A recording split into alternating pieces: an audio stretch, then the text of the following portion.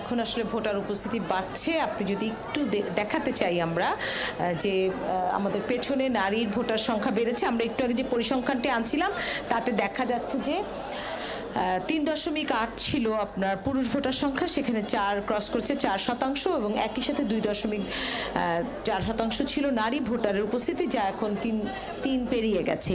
এবং ধীরে ধীরে আবহাওয়া যত ভালো হচ্ছে, আমি যদি একটু দেখতে পাই যে ভোটার উপস্থিতি এবং ভোটার দলে দলে আসছেও, তারাও আসলে ধীরে ধীরে প্রবেশ করছে এবং বয়স্ক ভোটার উপস্থিতি আমরা দেখতে পাচ্ছি। তরুণের থেকে বয়স্ক ভোটাররাই আসছে। আমরা আসলে ইতিমধ্যেই দেখেছি যে চেয়ারম্যান পদপ্রার্থী আসিফুর রহমান খান ভোট দিয়ে গেছেন আনারস মার্কা, এবং তার বাবা মাদারীপুর 2-এর সংসদ সদস্য শাহজাহান খান তিনিও ভোট দিয়ে গেছেন, এবং দুজনই তাদের প্রতিপক্ষ মোটরসাইকেল মার্কা পাবিলুর রহমানের যে অভিযোগ ছিল তা ভিত্তিহীন এবং মিথ্যা বলে দাবি করেছেন, এবং তারা বলছেন যে তারা জয়ের বিষয়ে শতভাগ প্রত্যাশী। এখন পর্যন্ত মোটরসাইকেল মার্কায় যিনি ভোটে দাঁড়িয়েছেন পাবিলুর রহমান, তিনি ভোট দিতে আসেননি, যদিও তার সাথে আমাদের কথা হয়েছে ফোনে। তিনি গ্রাম অঞ্চলে যে ভোট কেন্দ্র সেখানে আছেন এবং তার ছোটখাটো অভিযোগও রয়েছে, সেখানে তার এজেন্টকে ঢুকতে দেওয়া হচ্ছে না। এই মুহূর্তে আমি আসলে কথা বলতে চাই পাবিলুর রহমানের সহধর্মিনী কামরুন নাহার, তিনি ভোট দিতে এসেছেন এবং তার সাথে কথা বলে জানতে চাই তিনি ভোট কিভাবে দেখছেন, এবং এই প্রতীক বরাদ্দের পর থেকে আসলে নানা ধরনের অভিযোগ তারা করে আসছিলেন, সে বিষয়ে একটু জানতে চাই। কামরুন নাহার, ভোটের পরিস্থিতি কেমন দেখছেন? ধন্যবাদ।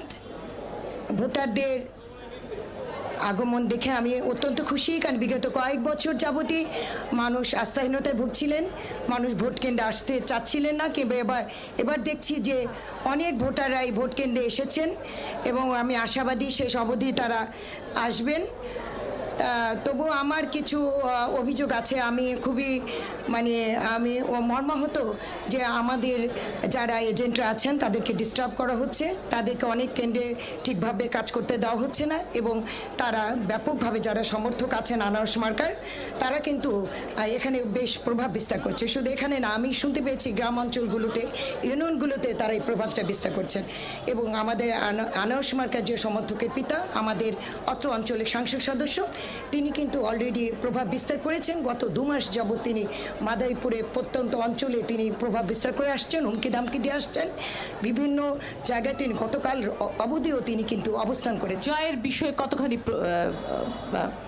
যদি ভোট কেন্দ্রে এসে ভোটার সঠিকভাবে ভোট দিতে পারে, সুষ্ঠু নির্বাচন হয় শেষ অবধি, আমিও শঙ্কায় আছি, এখনও শঙ্কায় আছি, দিতে পারি ইনশাল্লাহ 100% ইনশাল্লাহ আমরা জয়লাভ করব।